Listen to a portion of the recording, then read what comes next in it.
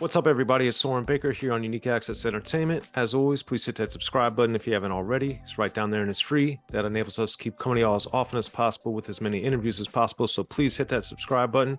And right down there next to it is the join button. Please also hit that. That enables you to become a member of Unique Access Entertainment and supports us so you get episodes like this of the 1st and 15th before anyone else. And you get some other perks too, depending on the tier that you join. So please hit that subscribe button, hit the join button, join our memberships here on Unique Access Entertainment. And we appreciate that support as always.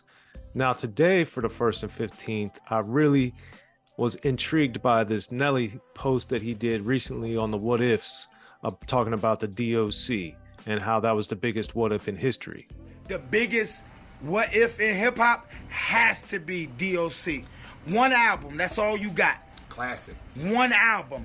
Like, I would say Biggie, but Biggie at least got off 2 albums, and we all recognize him as being one of the greatest. Period. But the biggest what if is the D.O.C., nigga. Now, the thing about that is I saw a lot of people trending. I saw Twitter was trending with Big L and people talking about that. But what I wanted to do on here on the 1st and 15th is talk about the what ifs that don't involve murders and don't involve arrests, because, you know, that leads to too many problematic situations and brings up a lot of tragedies that we can't control, like in the case of Big L. You know, there's a lot of rappers that, you know, we just don't know what's going to happen. But these are things that actually happened where the artist had full control of what was going on. And that's why I wanted to talk about these what ifs, in the sense that these were purely artistic business decisions made by the artists that could have altered their careers, could have altered rap history, and then some of the business things that happen in rap that, you know, had they gone a different way, things could be much different. So I just wanted to bring up a few of those and see what you guys had to think, or some other what ifs that are more on my categories that could have been great. The D.O.C. is a great one, of course, because if he didn't have that accident, you know, who knows what would have happened and how things would have changed with Ruthless Records, etc. But the first one, and I'm going to go somewhat or mostly in chronological order, but the first one that comes to mind is my favorite rapper, Schooly D. Right here, I have this shirt. Shout out to my boy Brian Coleman, who made this. Schooly D and DJ Code Money. And the thing about Schooly D and DJ Code Money I wanted to say on a what if is, what if Schooly D had made a video early in the game, way before he did? What if he had made a video for PSK, What Does It Mean? What if he had made a video for Gucci Time, you know, off singles, or then when he made the Schooly D album in 1985? But, you know, okay, you want to say that's early, that's independent or whatever, but by the time we get to 86 and Schooly put out the Saturday Night the album, he also was putting that independently on Schooly D Records. But he would have been more successful. He would have been traveling. He would have been doing shows, all this stuff. So what if he had made a video for Saturday Night? That song is super hardcore, super gangster too. It's got the funny, it's great storytelling. And that would have, quote unquote, been more realistic because he would have had more financial means to make a video at that point in his career. But the reason that it intrigues me so much is that early on in the game, since rap in this 1986 era was getting little to no radio play, but it was starting to get some buzz video wise, and people around the country through the box and different things were able to watch videos. That's how the early Houdini videos, early Run-DMC videos, etc., because MTV wasn't playing them, but they were getting played on local access channels. They were getting played on the box, kind of the video demand precursor in a sense. So that being said, what if Schooly would have done that? His gangster rap would have spread faster, broader, wider. And I think that could have had a huge impact, not only on his career to make him more prominent and more well-known, but I also think it would have changed the course of gangster rap in many ways, because Schooly, like Eazy-E after him, Schooly had, well, you know, what people call, of course, drip swagger, but he also had the humor, he had the gangsterism, he had the social commentary, like Ice Cube had, in a way that would have been interesting to see what would happen. And directly right after that, I also thought about the same thing in regards to Ice-T, because Ice-T on Ryan Pays didn't have a video either. So what about if Ice-T had made a video for 6 in the Morning, or if Ice-T had made a video for Make It Funky, or Ice-T had made a video for Somebody Gotta Do It? I wonder how that would have changed Ice-T's early career trajectory, the sales of Ryan Pays, and would that have led to an earlier explosion of gangster rap from the West Coast, earlier idea that this type of music could be successful because Ice-T was on Sire Warner Brother Records at the time, an East Coast company. Schooly D signed after the success of Saturday Night, the album, to Jive, Zamba, East Coast / European / South African label.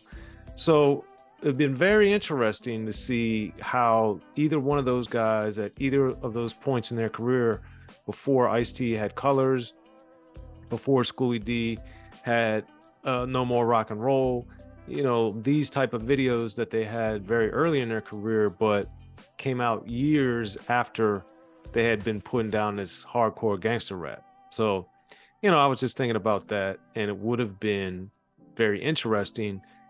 Speaking of which, I also think about the what if of, through talking to the LA Posse, talking to Muffler and Big Dad, aka Daryl Pierce, man, what if LL Cool J had waited and did his second album with Rick Rubin, which was the natural progression of what was going on, you would think, after the success of Radio.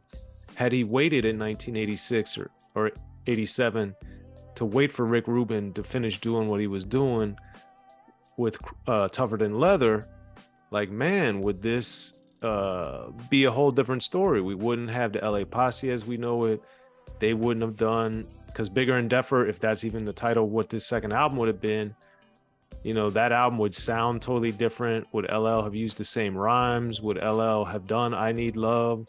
All these things that are very intriguing and very interesting to consider, had LL Cool J just been patient or waited or used some other rationale other than I need to record right now, and LA Posse's here ready, willing, and able because of Breeze being on Def Jam and Breeze being in New York. That's why LA Posse was there.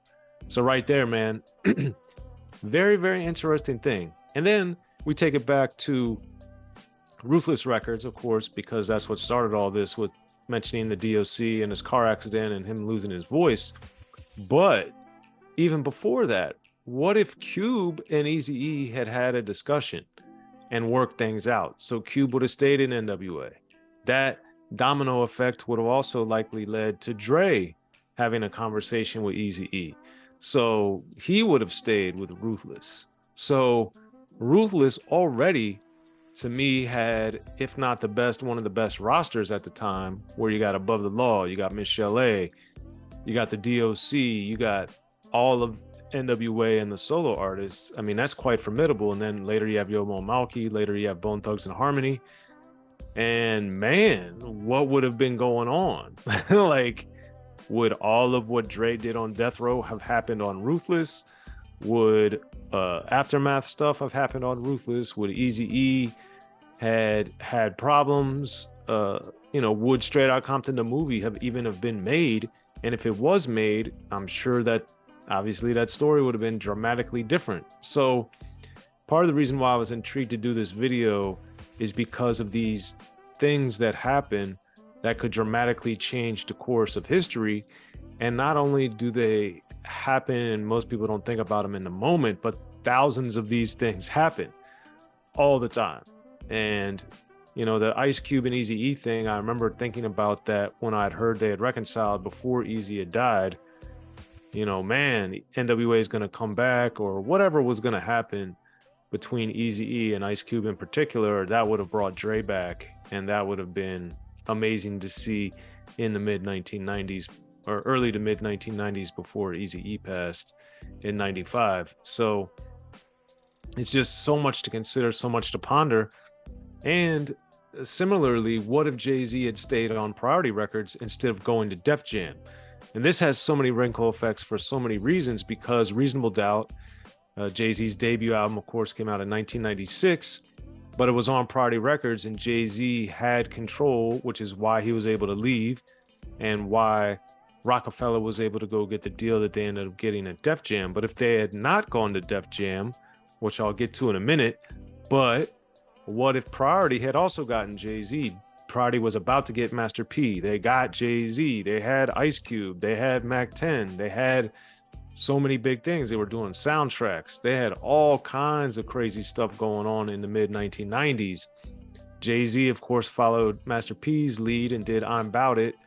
And in my opinion, looked to a lot of what Master P was doing. You know, he ended up getting the sneakers like Master P did with Converse, on and on and on and on. So would Jay-Z and Master P have being on the same label formed some sort of bond or some sort of business thing?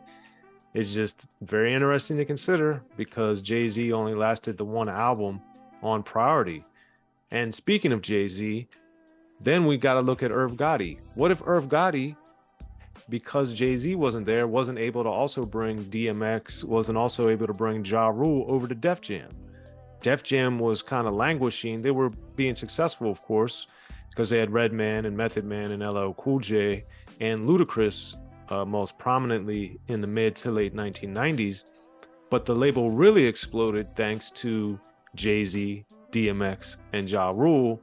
And Ludacris was on his own over here. He wasn't because of Irv Gotti, but that's 3 titans instead of 4. So Ludacris was going to do what he did, and every label needs superstars, but it's better to have one superstar selling 2, 3, 4, 5 million albums per release versus one.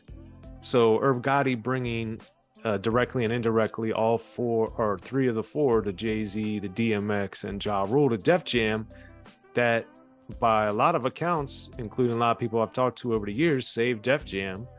But it also showed like, wow, Priority didn't keep Jay-Z, Rough House Columbia didn't keep DMX, Blunt TVT didn't keep Ja Rule, which leads into a whole other thing, which is what if rappers didn't get second chances?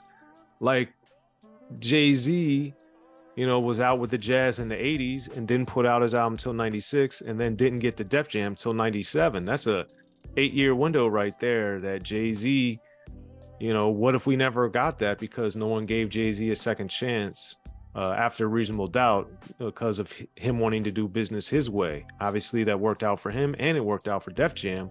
But what if nobody was interested in that? Priority, for whatever reason, didn't sign him for the second album. What if every other major label decided the same thing? It was like, nah, we're cool. You know, and then look at DMX. If, you know, Rough House decided they didn't want DMX and then no one else. Same with Ja Rule. Like, they didn't believe in him, just like Blunt TVT didn't. So that's that. But then we look at the other things that are not directly related to those guys. You look at Twista.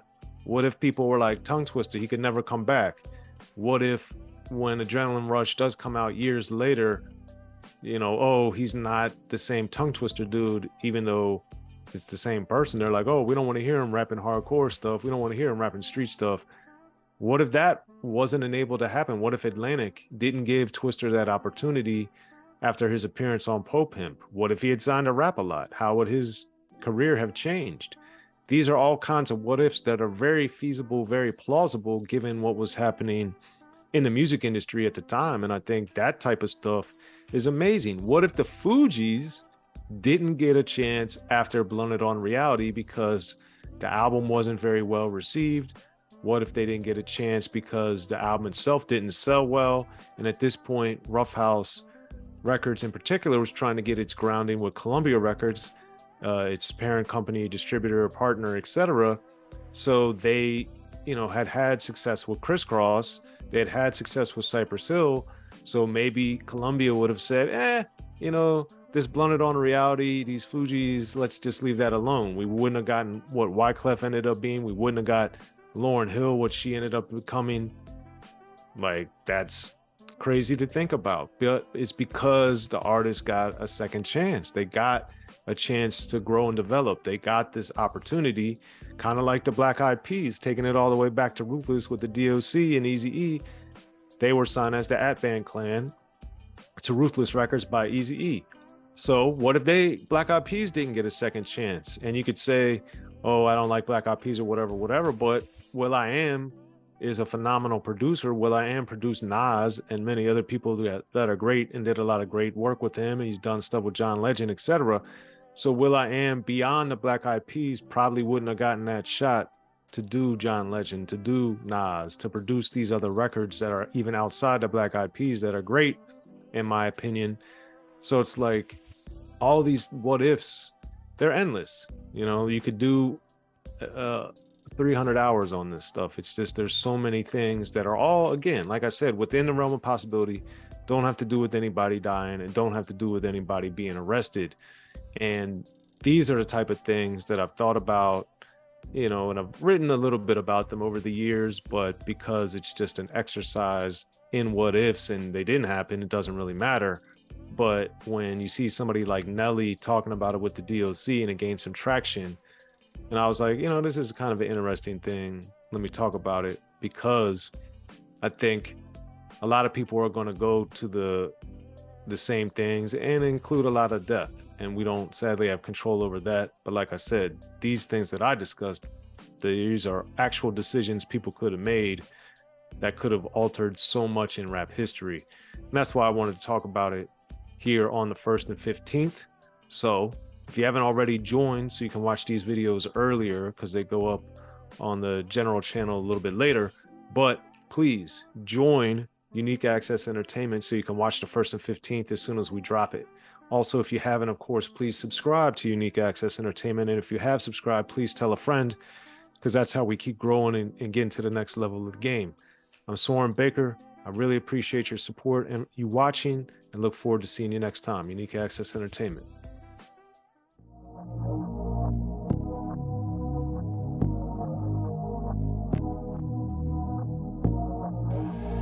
You